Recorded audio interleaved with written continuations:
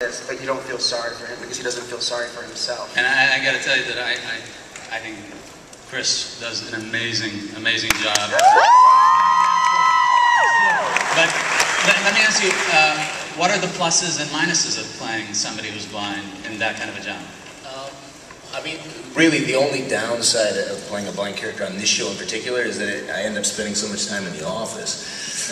Because we go to some amazing places. That being said, these guys do such a great job of finding ways to get Augie out and in the field. I mean, the episode this past week, we shot in Istanbul for 3 days.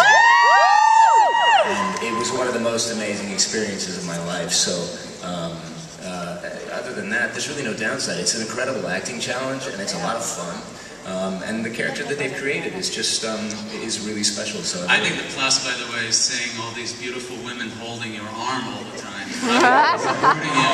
I would have liked to have that myself. Talking about traveling, Doug Lyman, you've been taking the cast around the world. Really see, and the trick is trying to find a way to make it believable that it could actually happen. I mean, the action sequence that we did in the episode that aired this week was one of my favorites because they'd written into the script how important it was for Augie to never let go of the guy that he was fighting, that he had to stay in contact with him, because if he doesn't, then he loses him, and then he loses his grip, and you see how helpless he can be so quickly.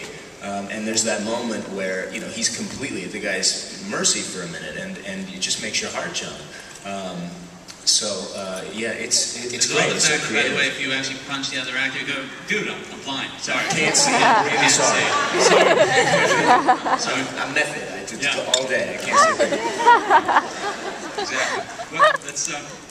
This episode there this last week has just, for me, been a favorite because it's, for my character, it's such an important revelation, but also such a big step for him and his relationship with Annie, because the story that he's telling in the episode is something that he doesn't tell anybody. It's one of the things I love about him is he plays things very close to the vest. He just doesn't share.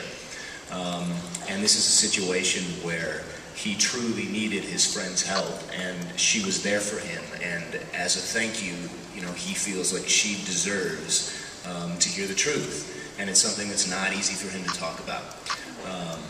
So, you know, it's a big episode for my character, but also I felt like for Annie's character as well, because it's a definite deepening of that relationship with that friend in this work environment where you don't have a lot of friends.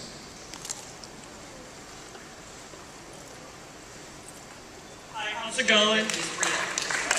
And I was kind of wondering, I'm hoping this is not the case, is there any intention of quote-unquote fixing him? Just because that would kind of suck. Are you talking about, like, castration? Because no. Piper. Is that not what you meant? I misunderstood. We won't fix his eyesight, but yeah, castration's definitely on the way. No, I think for us, we wanted the character to be genuine, and we work very hard, and Chris works extremely hard to ground the character and make him seem real and blind, and we need to honor that. And I think if we pulled something where all of a sudden he got his sight back, it would feel kind of cheesy and unearned, and we have no intention of doing that. Let me ask you a question, because I don't know much about it, but you have really cool gadgets. Are they all real? Are they all working? Well, everything's real except for the laser cane. Oh, the laser cane is not. The laser cane is, well, it's not real, but the thing is, it's not far from real.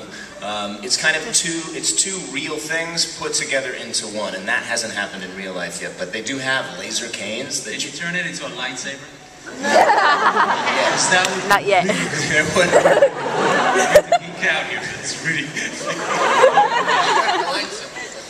You can? You could in an action sequence, for instance. Oh yeah. There you go. Ooh. Wow.